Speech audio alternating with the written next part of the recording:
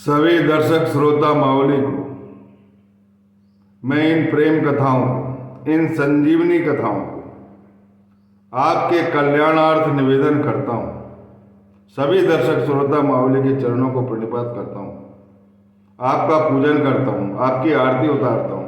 आपके कष्ट और सब दुखों को मैं लेना चाहता हूँ और मेरे में इतनी सामर्थ्य नहीं है कि आपके कष्ट को मैं झेल सकूं, लेकिन मैं इतना जरूर कर सकता हूँ कि आपके दुखों को, आपके कष्टों को, आपकी पीड़ा को मैं अपने सविता सूर्य नारायण सदगुरु की तरफ भेज सकता हूँ। इतना प्रेम उन्होंने दिया है और उन्हीं के प्रेम के कारण ये कथाएं आपके कानों तक पहुँच रही, आपके हृदय में उतरेंगी, अंधकार दूर होगा, आत्मा प्रकाशित होगी और जितनी भी परेशानी सब दूर होने वाली। जो सच्चे सदगुरु के उपासक होते हैं विशुद्ध अंतःकरण मन से, उनका कल्याण होने से कोई नहीं रोक सकता। अपने देवघर में अपने सदगुरु का सदगुरु ही पूजन कराता है, सारे काम निर्विघ्न वही कराते हैं, वही प्रथम पूज्य गणपति की पूजन कराता है और जहां भी आप जाते हैं वही पहुंचाता है। उसी की कृपा है, उसी का आनंद। जब भी आप कोई काम करते, भोजन करते, चाय पीते, जो भी करते, अपने सदगुरु का स्मरण जरूर कर लिया करो। मैं ये नहीं कहता कि मेरे ही सदगुरु को चाहो, लेकिन मैं आपके सदगुरु को अपने सदगुरु से भिन्न नहीं समझ। मैं और तू का भेदभाव मेरे सदगुरु की कृपा से समाप्त हो गया है और मैं चाहता हूं कि ये कृपा, आशीर्वाद और ये भेद दृष्टि आपके हृदय से भी समाप्त हो जाए, तो आपका कल्याण होने से कोई नहीं रोक सकता। हेमांत पद लिखते मैं उनको प्रणाम करता हूँ कि साईनाथ महाराज एक प्रकार की चिकित्सा करते थे। उनके हाथ में अपरिमित यश था जिसका वर्णन नहीं किया जा। एक भक्त की आंखें लाल लाल हो, सूजन आ गई, सारी जगह इलाज कराए, वैद्य दिखाए, सब कुछ करे, लेकिन अच्छे चिकित्सक की उन्हें आवश्यकता थी और अच्छा चिकित्सक कोई नहीं मिल रहा। आंखें इतनी सूज गई थी कि हो सकता है कि अंधत्व आ जाता। और पहले के जमाने में कई आंखों के रोगियों को अंधत्व का शिकार होना पड़ा। अभी वर्तमान में चिकित्सा पद्धति इतने आगे है ईश्वर की कृपा से कि अब अंधत्व आने का सवाल ही नहीं उठता।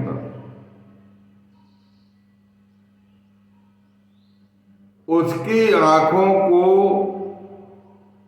की तकलीफ के कारण वह सो नहीं पाते थे, बेचारे बहुत परेशान थे घर के लोग।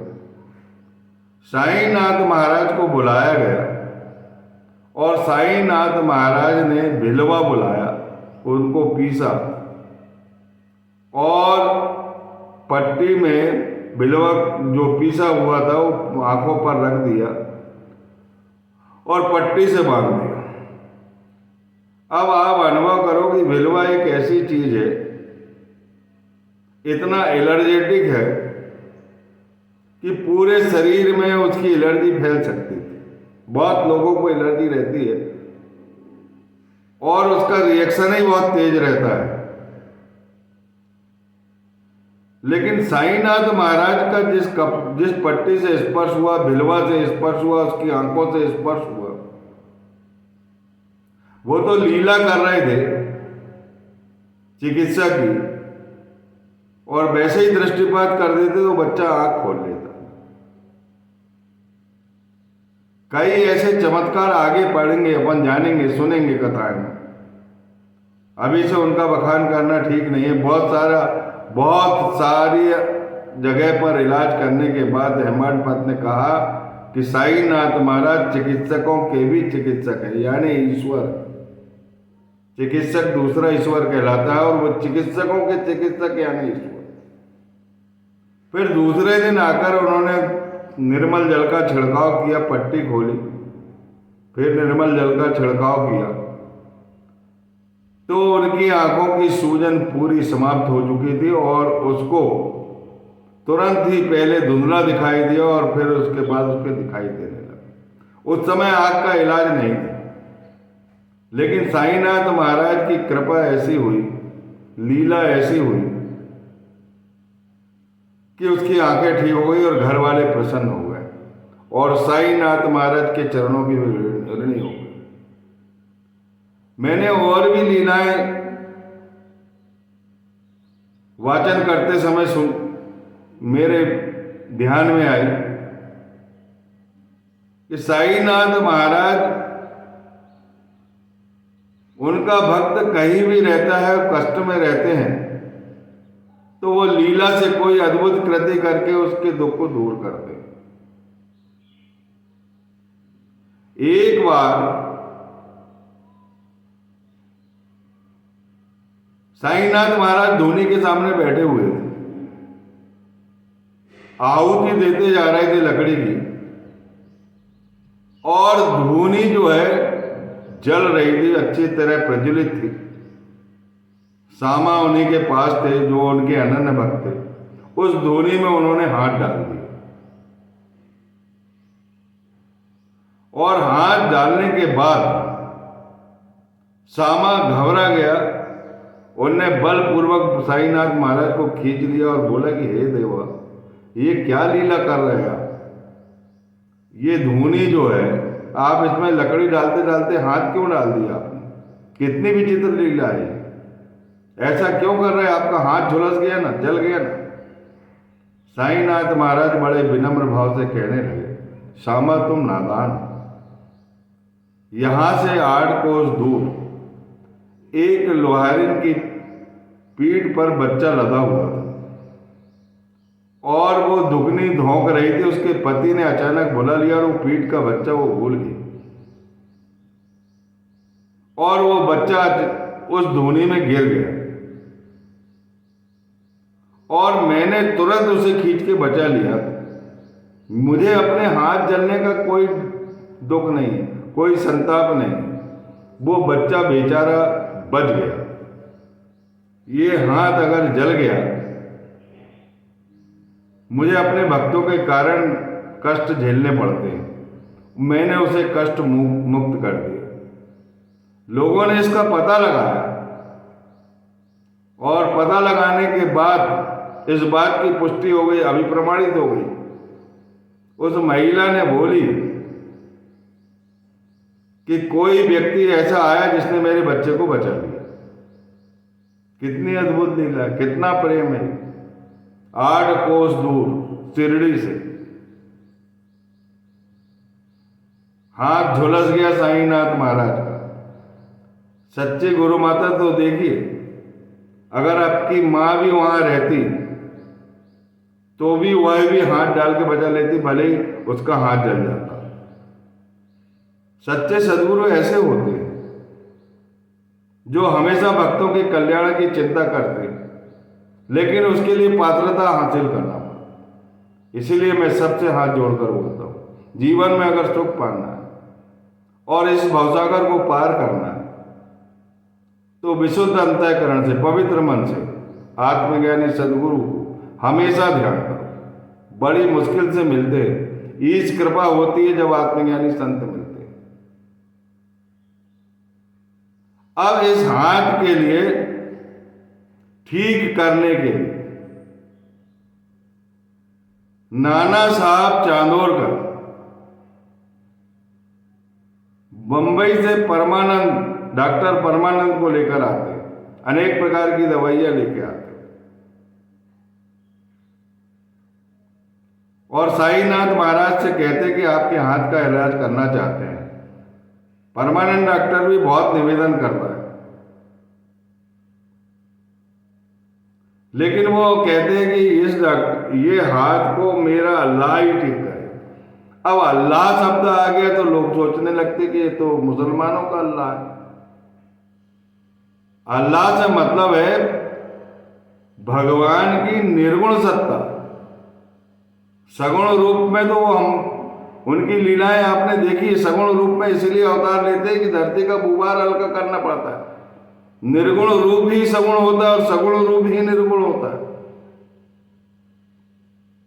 तो साईनाथ महाराज ने कहे कि मेरा अल्लाह ही इसे ठीक करेगा, बाकी आपको किसी चीज की जरूरत नहीं। उनकी दवाइयां, उनकी पट्टियां, उनके ट्यूब सब रखे रहे। बार बार आग्रह करने के बाद भी साईनाथ महाराज ने अपने हाथ का इलाज नहीं करवाया, और अपने हाथ के इलाज के लिए भागोजी शिंदे, जिनके शरीर से स्वयं मवाद बहता, जिनके शरीर से बदबू आती थी, वो उनके हाथ में घी लगाते थे और एक पट्टी बांध दिया करते, और आजीवन वो हाथ ऐसा ही रहा। अब आप विचार करोगे कि उबलती हांडी में वो हाथ डाल देते थे तब हाथ नहीं जलता, लेकिन उस हाथ को जले हुए वो आखिरी तक रहा, उसमें आखिरी तक जीवन पर्यंत, जब तक समाधिस्थ नहीं हुए तब तक के वो हाथ में उसकी मलाई भागोजी शिंदे करते रहे। उस हाथ के कारण वो सारे दुख को अपने हाथ ही पे अंतरित करते थे, और नहीं तो उबलती हांडी में हाथ नहीं जल रहा है, इधर धूनी में डाले तो हाथ जल रहा है। ये हाथ ने दुख लिया है। उबलती हांडी में तो अमृत जाता था, जो भोजन प्रसाद के साथ सबको मिल जाएगा, सुस्वादु बन जाता, लेकिन यहां दुख लेने वाला काम है। और उबलती हांडी में जो भोजन पकाया जाता है उसमें हाथ इसीलिए डाला जाता है कि हाथ का अमृत बाबा का जो सबसे प्रिय कार्यक्रम है भोजन कराने वाले, भोजन करा, जिसमें भूखे, लाचार, बेसहारे, जिन निर्धन ऐसे व्यक्ति को भोजन कराते थे और बहुत प्रसन्नता होती थी, और उनके हाथ का अमृत उनके पेट तक जाता। ऐसी लीला है साईनाथ महाराज, जो दूसरों के कष्टों को अपने शरीर पर अंतरित कर ले। 8 कोस दूर का बालक धूनी में वहां गिरा, भट्टी में, और इधर साईनाथ महाराज अपनी द्वारका माई की धूनी से उस बच्चे को बचा रहे। कैसी ईश्वरीयता है ये। और उनसे भेदभाव, संतों से भेदभाव, जो किसी से बुराई नहीं रखते।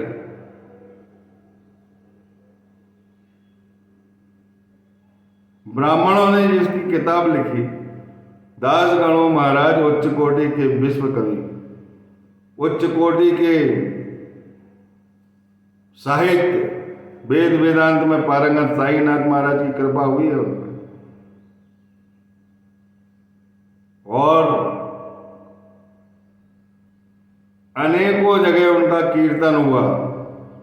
साईनाथ महाराज ने उनको विद्वान बनाया, कीर्तनकार बनाया, प्रवचन किए उन्होंने, नाना साहब चांदोरकर। और ये तमाम भक्त सब विट्ठल के प्रेमी थे, भगवान के प्रेमी, और इनको रास्ते पे लाने के लिए साईनाथ भगवान विट्ठल पांडुरंग साईनाथ महाराज की द्वारका में भेजा और उनका उद्धार किया।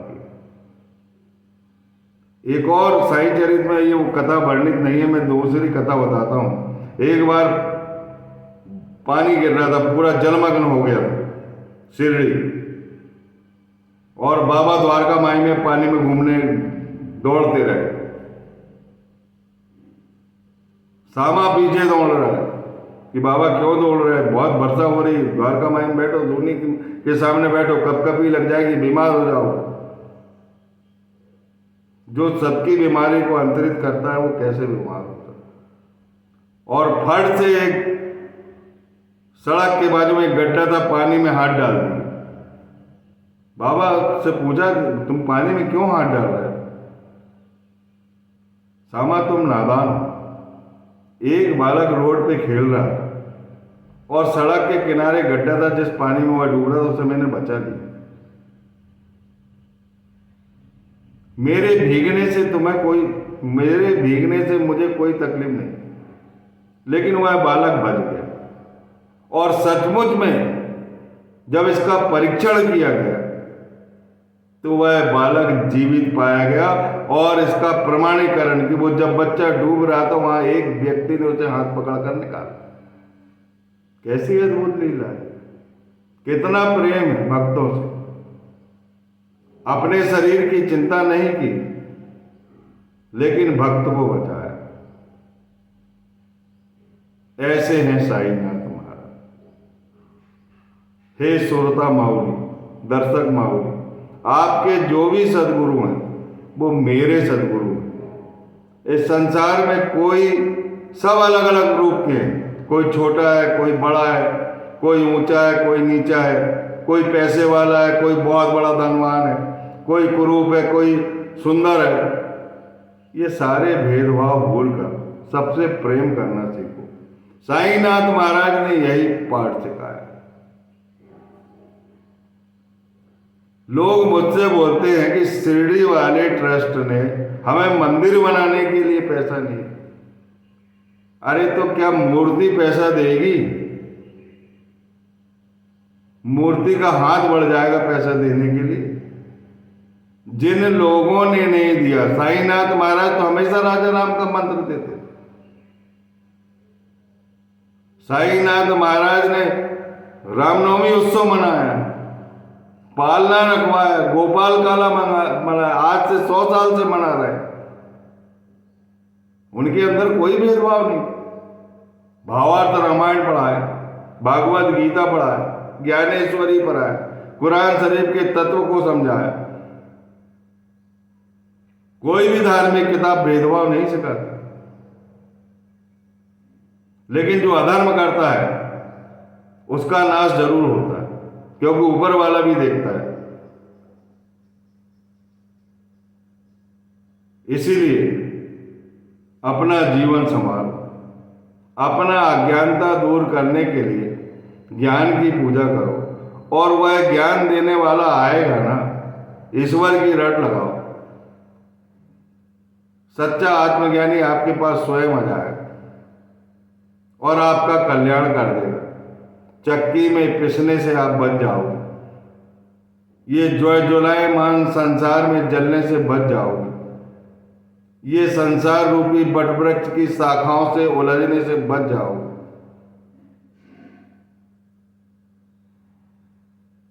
इसीलिए मैं कहता हूं कि सदैव ईश्वर चिंतन में प्रवृत्त रहो। आत्मज्ञानी सद्गुरु मिलेंगे और वो तुम्हें आत्मज्ञान देंगे और संकटों से बचाएंगे। जहां उनकी आराधना होती है वहां पर कोई संकट प्रवेश नहीं होगा। ये बात अपने दिल में रख लो। और जिस भी सदगुरु से जोड़े हो वह मेरा सदगुरु है, मेरे साईनाथ से भिन्न नहीं। आपकी इच्छा अवश्य पूरी होगी। और नकली सदगुरु होगा तो उसे दंड अवश्य मिलेगा, क्योंकि आप सच्चे हैं। बोलिए सच्चिदानंद सदगुरु साईनाथ महाराज की जय। हे बेटा, जो इस कथा को सुनेगा उसके घर में सबसे पहली चीज तो रोग प्रवेश नहीं कर। उसके घर में कभी अकाल मृत्यु नहीं होगी, क्योंकि देवघर हमारे यहाँ विराजमान है। पूर्व कथाओं के अनुसार छोटे से शिव जी नर्मदा के, सफेद पत्थर माता पार्वती का, हरा पत्थर कार्तिकेय भगवान का, और गणेश जी जो है गेरुआ कलर के, लाल कलर के। देखो आपके भाग्य कैसे चमकते हैं। शिव है तो जीव है, और जीव है तो शिव है। इस संबंध का जरा ध्यान रखो। सदगुरु आपको सच्चा ज्ञान देगा। आपके घर में अपने आप देवघर बन जाएगा, और सदगुरु आपकी हमेशा मदद करेगा, क्योंकि सदगुरु ही ईश्वर के दर्शन कराता है, वही ज्ञान देता है और वही पूजन पाठ संपन्न कराता है, जिससे आपके काम सारे निर्विघ्न होते और विद्या आती और लक्ष्मी आती। बोलिए सच्चिदानंद सदगुरु साईनाथ महाराज की जय।